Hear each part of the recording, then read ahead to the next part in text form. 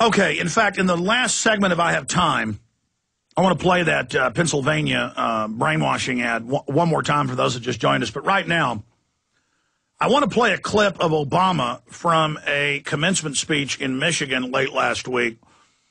And when you listen to what he has to say, it's so arrogant. He's saying you basically can't criticize the government because the government represents the people. And we're a democracy. No, in a democracy, 49% can be robbed by the other 51%. In a democracy, if they ship in enough illegal aliens, they can vote to take our guns, whatever they want, and then we'll lose our Second Amendment. In a republic, everyone's rights are protected. And Obama knows that. He understands that. So this message of when you criticize the government, you're criticizing the people. No, the government, when it's outside the Bill of Rights and Constitution, it is our right, it is our duty to overthrow it according to the Declaration of Independence. But see, that's terror talk today because we're facing somebody similar to King George III. Let's go ahead and play this first clip. Sometimes regulations fail, and sometimes their benefits don't justify their costs. But what troubles me is when I hear people say that all of government is inherently bad. And one of my favorite signs during the healthcare debate was somebody who said, "Keep your government hands out of my Medicare."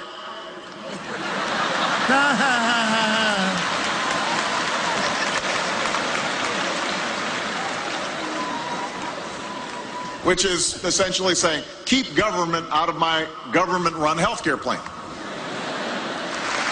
These are arguments we're having. So that's how his logic works. We have a 10% growth rate on average, no inflation. From 1789 until 1913, 97 years ago, we get a private banking cartel. The banks are robbing us and looting us.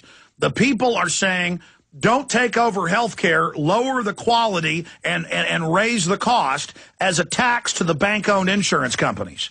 And that's what the health care plan does. We've got the banking bill. And I was going to go over that. If we have time, I will.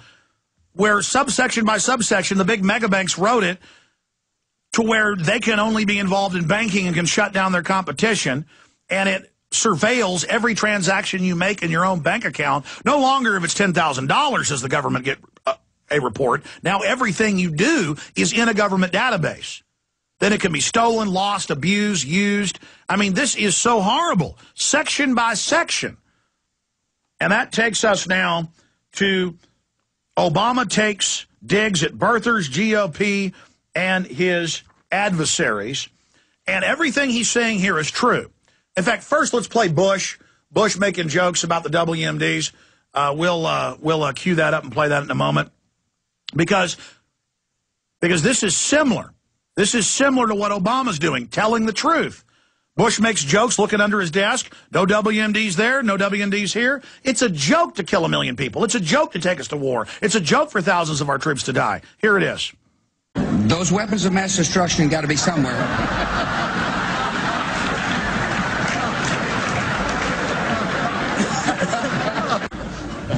Nope, no weapons over there.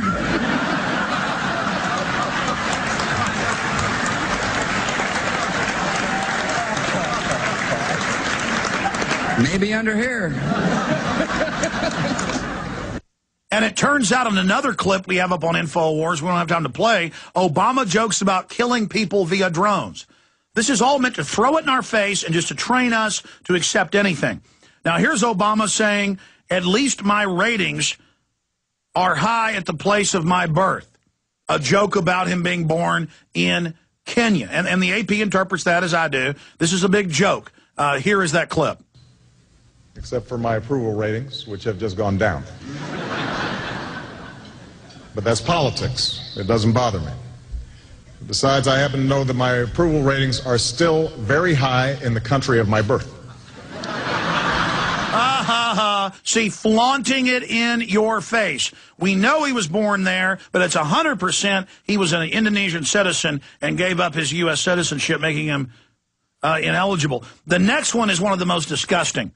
All of my jokes here tonight are brought to you by our friends at Goldman Sachs. They actually put him in office. It's true. Don't worry, because they make money whether you laugh or not. See, it's saying, we don't care if you're laughing. We're going to rob you, and that's the end of it. We're the mafia. So shut up and take it. Here he is.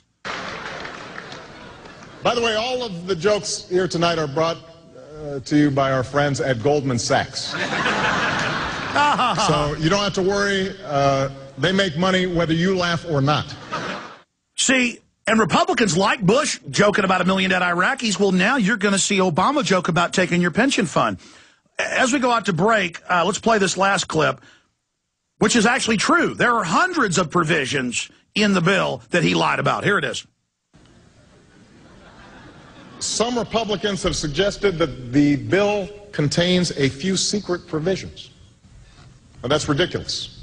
There aren't a few secret provisions in the health care plan. There are like hundreds. See, this is their rare time. Tonight, meeting with tens of thousands of elitist scum and the lying corporate media there, laughing and joking because they all feel like they're the winners who have buffaloed the American people. Yes, there were hundreds of provisions, just like in the banking bill.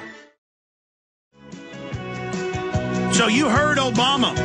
He said, this whole thing is brought to you by Goldman Sachs, one of the key central banks robbing everybody.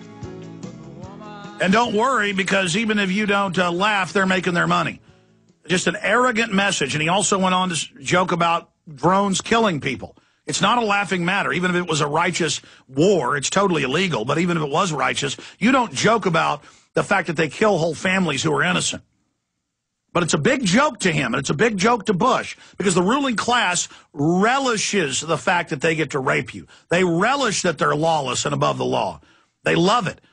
And all over the country, they're running ads similar to this one to intimidate taxpayers, people who are bankrupt. Nice car, nice house. We're God. We're the government. We're watching you. You're just a little slave. We've used your money to take over. And, hey, we don't care if you don't laugh, because we're going to rape you one way or the other. Your name is Tom. You live just off of 5th Street. Nice car, Tom. Oh, nice house. What's not so nice is you owe Pennsylvania $4,212 in back taxes. Listen, Tom, we can make this easy. Pay online by June 18th, and we'll skip your penalty and take half off your interest. Because, Tom, we do know who you are. Find us before we find you. That is terrorism. That is taking your tax money and running ads like that. See, it was public service announcements forever about tattle on your neighbor if they're smoking pot or spanking their kids, or, you know, oh, the government was being reasonable telling us to tattle. And now they're just saying, we're watching you with satellite. We know who you are. We're going to take everything you've got.